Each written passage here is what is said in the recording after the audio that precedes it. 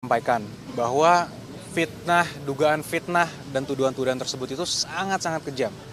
Karena telah merusak juga nama baik dan martabat Pak Jokowi, berdampak bagi nama baik keluarga, dan yang tidak kalah penting ini juga merusak nama baik rakyat Indonesia. Kenapa saya bilang rakyat Indonesia? Coba Anda bayangkan. Bayangkan kalau seorang presiden yang dipilih langsung oleh rakyat sudah menjabat selama 10 tahun, dituduh seakan-akan memiliki ijazah palsu. Jadi dituduh seakan-akan dari dia pencalonan, kemudian menjadi wali kota, gubernur, hingga presiden, seakan-akan dianggap itu semua menggunakan ijazah palsu. Kalau kata orang, apa kata dunia gitu. Jadi ini kan martabat rakyat Indonesia yang dipertaruhkan, nama baik rakyat Indonesia, nama baik pemerintah Indonesia, dan nama baik bangsa Indonesia juga. Selama ini mungkin Pak Jokowi diam, selama ini khususnya ketika beliau menjabat. Beberapa bulan terakhir juga kami ikuti terus perkembangannya, beberapa kali juga sudah kami berikan himbauan secara resmi press conference, beberapa statement di tempat umum juga sudah kami berikan, tapi terus dilakukan oleh beberapa pihak. Sehingga mungkin ya tentunya untuk hari ini Pak Jokowi datang sendiri ke sini bukanlah hal yang mudah juga ya. Tentunya sudah melewati pertimbangan yang sangat panjang dan sangat berat, tapi kami melihat dan Pak Jokowi juga melihat bahwa ini harus dilakukan agar semuanya terang benderang, agar kebenaran dapat terlihat, dan agar nama baik Pak Jokowi dan nama baik rakyat Indonesia dapat dipulihkan dan dijaga juga, sehingga hal ini tidak terjadi lagi nih. Pasalnya apa, Mas? Jadi pasal yang kita duga dilakukan itu ada 310, 311 KUHP, ada juga beberapa pasal di Undang-Undang ITE, antara lain 27A, dan juga pasal 32 dan pasal 35 Undang-Undang ITE. Itu semua sudah disampaikan. Jadi terlapornya itu semua nanti dalam lidik. Tapi tentunya dalam semua rangkaian peristiwa, itu kita sudah sampaikan kepada para penyidik, semua barang-barang bukti-bukti yang sudah kita sampaikan, peristiwa-peristiwanya 24 objek. ada 24 video ya, sekitar 24 objek yang kita sudah Pak Jokowi sudah laporkan juga, yaitu juga diduga dilakukan oleh beberapa pihak. Ya mungkin inisialnya kalau boleh saya sampaikan ada RS, kemudian ES, ada juga inisial T, ada inisial K juga. Nah, tapi kami tentunya sudah menyerahkan ini kepada para penyidik, dan penyelidik mungkin masih sekarang tahapannya, sehingga kami hormati dan kami akan menyerahkannya kepada pihak polisian yang untuk menjelaskan lebih lanjut mengenai pokok perkaranya. Iya, jadi tadi Pak Jokowi sudah memperlihatkan secara clear ijazah SD, SMP, SMA, hingga ijazah kuliahnya UGM. Semua sudah diperlihatkan kepada para penyelidik. Dan Pak Jokowi juga tegas memberitahukan kepada kami bahwa jika nanti diperlukan lagi, siap untuk mempertanggungjawabkan dan siap untuk memberikan keterangan lebih lanjut lagi jika memang diperlukan untuk keperluan penyidikan. Bang Yakub tadi katanya Pak Jokowi 35 pertanyaan pada saat pemeriksaan. Seperti apa sih Bang tadi di dalam pemeriksaan terkait apa saja? Banyak ya tentunya dari pertanyaan pendahuluan, kemudian sejarah-sejarah Pak Jokowi juga ditanyakan, bagaimana dulu pada saat kuliah, kegiatan-kegiatannya apa saja, hingga tentunya yang paling terkhusus, paling banyak mungkin mengenai peristiwa-peristiwa dugaan tindak pidana yang dilakukan. Nah itu mungkin nanti kembali lagi karena itu sudah masuk pokok perkara, kami menghormati proses penyidikan sehingga kami menyerahkan kepada pihak penyidik nanti yang menjelaskan pada saat waktunya yang tepat lah. Mas itu menurut mereka kan katanya pembuktian menurut terlapor pembuktian ijazah palsunya Pak Jokowi itu berdasarkan prosedur metode ilmiah, tanggapan dari kuasa hukum gimana? Itu lagi semua kan agar penyidik nanti yang menilai. Pak Jokowi sebagai pelapor tentunya hanya mengadukan suatu peristiwa yang dianggap Pak Jokowi telah mencemarkan nama baik beliau. Nanti agar aparat penegak hukum yang menilai. Kalaupun ini nanti sampai ke persidangan, biar majelis hakim yang menilai. Agar semuanya clear. Karena kalau hal ini tidak akan selesai tentunya kalau kita hanya bilang versi saya begini, versi mereka begini, yang mereka analisa juga begini. Nah itu kan juga jadi debat kusir. Kalau kita sudah serahkan ini kepada hukum, kepada jalur yang sudah benar, kami harap juga dan Pak Jokowi juga harap ini semua menjadi terang benderang, semuanya clear.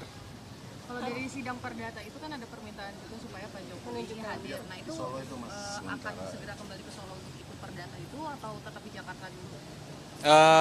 Mungkin nanti itu bisa dijelaskan lebih lanjut oleh tim yang menangani di Solo mungkin Mbak.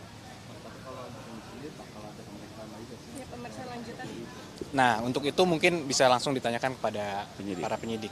Karena itu Sampaikan ya. belum disampaikan. Karena semua ini kita tentunya menghormati dan mengikuti setiap tahapan. Apapun nanti ketika dibutuhkan kapan, harus mungkin Pak Jokowi memberikan keterangan tambahan, ya beliau menyatakan siap. Karena itu merupakan konsekuensi hukum dan konsekuensi logis juga kan dari tindakan ini. Jadi kembali lagi saya sampaikan bahwa Pak Jokowi hadir hari ini bukanlah tindakan yang mudah. Melewati pertimbangan yang cukup matang, namun ini diperlukan untuk memperbaiki nama baik rakyat Indonesia. Coba saya tanya, Mas mau nggak kalau dibilang dilihat oleh rakyat masyarakat dunia bahwa punya presiden 10 tahun ijazahnya palsu? Kan tentu tidak. Saya aja nggak rela, apalagi Mas gitu kan. Ya inilah yang harus kita rubah paradigmanya. Sehingga daripada kita memiliki versi kita, mereka mempunyai versi mereka, biar nanti pengadilan lah dan aparat penegak hukum lah yang menentukan. Ada tambahan mungkin? Tadi kan ada penyampaian soal pasal-pasal ya 310 dan lain sebagainya. Boleh dijelaskan itu tentang apa aja supaya publik yang awam juga paham apa aja isi laporan? Silakan. Oke, mungkin ditambahkan pasal 311 itu adalah tindak pidana fitnah dan atau pencemaran nama baik. Sedangkan di pasal 35, 32 dan 27A itu sama juga pencemaran nama baik tapi yang dilakukan dengan rekayasa teknologi.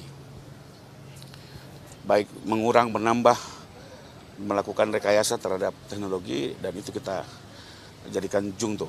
Demikian. Berarti pencemaran nama baik ya Bang? Ya, utamanya begitu, tapi bagaimana ini dilakukan di Undang-Undang ITE ada pengaturannya di pasal 32 dan 35 di mana kalau dia dilakukan itu dengan cara merekayasa teknologi maka ada pemberatan. Berarti ini laporan diterima di Direktorat Siber ya? Di Krimum, di tangani Krimum. Pencemaran nama baik bukan melalui media elektronik berarti ya? Melalui media elektronik, termasuk di antaranya. Tapi nanti ini semua biar didalami, kami juga tetap menghormati asas praduga tidak bersalah. Biarlah nanti ini didalami secara digital, apakah memang pelakunya yang tadi nama-namanya disebut dalam inisial, atau juga ada pelaku-pelaku lainnya. Karena dalam tindak pidana ITE ini ada yang menyiarkan, menyebarkan, itu juga harus bertanggung jawab. Jadi biarkan dulu ini dikembangkan oleh penyidik agar penyidikan ini berjalan dengan objektif dan dengan ini juga kami mohon dukungan rekan-rekan media. Kita hargai Pak Jokowi hari ini sebagai warga negara ingin menggunakan hak hukumnya sebagaimana warga negara lainnya untuk mengembalikan kehormatan dan martabat beliau dan biarlah penyidik bekerja secara objektif dan transparan. Kita ikuti.